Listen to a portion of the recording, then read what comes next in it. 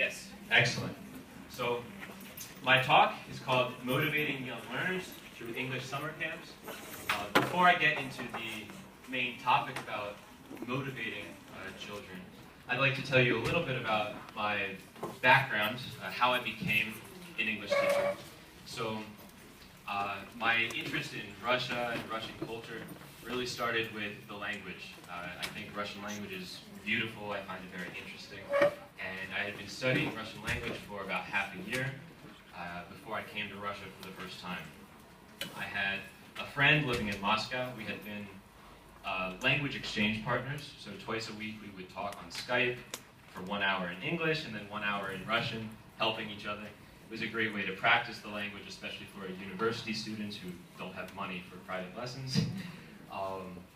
And when I came to Moscow to visit him, he said, "Would you like to come back to Russia, maybe next summer?" And I said, "Yeah, of course I would." But at the time, 30 days was the maximum amount of time that Americans could get a tourist visa to Russia. And I said, "So how do you propose that I come here for the whole summer?" And he told me that he works at this summer camp for children. And they have English programs, and he thought maybe they would be interested in working with a native speaker. So I met with the camp. They liked me, I liked them. I got my visa, and I came back during the following summer. So on the first day of camp, something very interesting happened. I had almost no teaching experience, and they handed me the curriculums, and they said, "Мы не будем против, если вы хотите что-то поменять, потому что, если честно, это методичка хрень."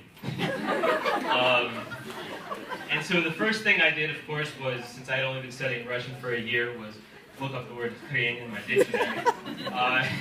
And after that, of course, I started to become a little bit nervous. I thought, well, they told me they would provide me with all the materials. They said all I had to do was show up, teach from the book. I didn't have to do any lesson planning. I thought, this is great. And now they're telling me that, well, you might not actually want to use this because it's not so good.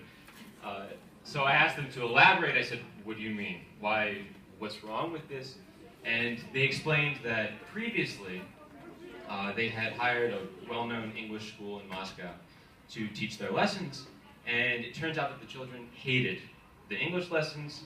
It was their least favorite part of the day. So much so that actually at the end of camp, we have some big bonfire, the children threw their textbooks into the fire and started chanting, "Die English, die English."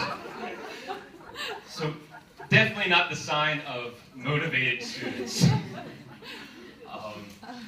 At this point now, I was worrying that maybe all Russian children are little devils, and I was about to enter 3 months of hell. But as it turned out, Russian children are great. If I did not like working with them, I wouldn't be going on my 3rd year right now working with Russian children. But I also don't think the problem was with the teachers either. Like I said, this was a very well-respected English school. I have no doubt that the teachers they sent us were well-trained, very professional, very experienced. Therefore, the problem was with something different. The problem was that we had camp, which is very exciting. And these English teachers were teaching as if they were in school. And this just didn't fit in. Because obviously, a typical day at school is very different from a typical day at summer camp. So I must make a statement that I have no data to back this graph. I simply made it up to make my point. But let's pretend that this is a typical school day. We have the different subjects, history, math, geography, English, science, literature. And for how high or low they are on this graph, this demonstrates how interesting this subject might be for the student. So don't read too much into this. I don't mean to say that literature is more boring than science or history is better than math. This would obviously look different for every student, and it would change from time with their interests. But in general, the main point I'm trying to make with this is that children come to school and they expect to be engaged at some level of interesting, right? They have some expectation of what school should be like. So let's look at what the typical day at one of our camps. I'll use the Hogwarts camp that we have from the Harry Potter series as an example. We have Quidditch, magic potion, swimming pool, English, dance party, movie. obviously, English does not fit in here. If it's going to be as interesting for the children as it is in their school classroom, right? Something doesn't fit in. No wonder they wanted to burn their textbooks at the end of camp, because English was this one dreaded thing each day that was pulling them out of their dream fantasy world of witches and wizards and magic and forcing them to return to the classroom which they've been trying to escape from throughout the summer. So as an English teacher, it almost wasn't fair. I had these events on the left, like sports, face painting, role playing, and I had to compete with the curriculum that I was given with teaching pronouns, grammar, present simple, past simple. It almost wasn't really a fair battle.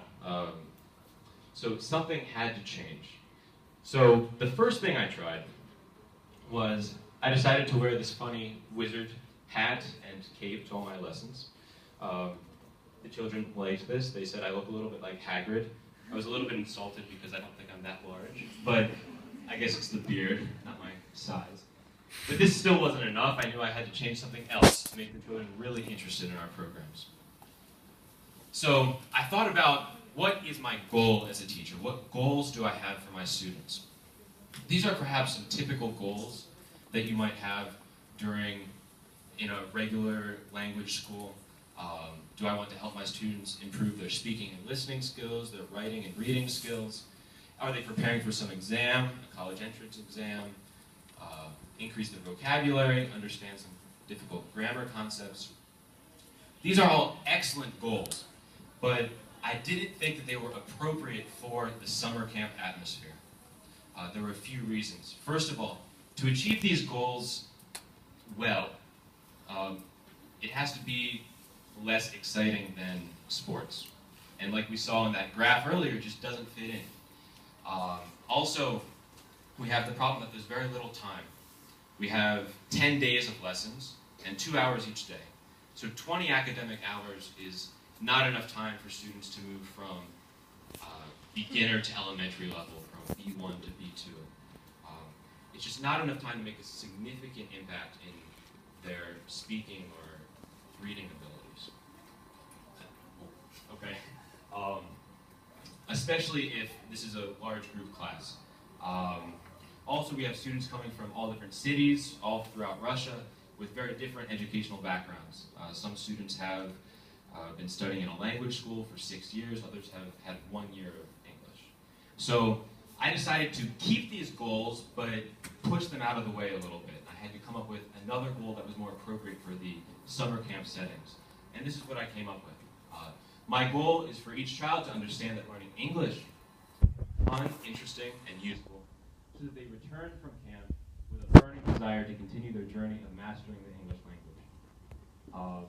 And I'd love to explain to you exactly how we do this, but we're running out of time a little bit. We need to move on to the next speaker. So I'd be happy to talk with you about that after the talk. But in conclusion, I'd like to say that this goal, it's been very encouraging to see it fulfilled. I have, even after camp is over, months after camp, I have parents writing to me and saying, thank you so much, my kid, he now loves English, he goes to school each day and does his homework. Even if the amount that he increased his English level at our summer camps was very minimal, I feel that this is the most impactful way that we can impact children's lives in 2 weeks during our summer camps. Thank you.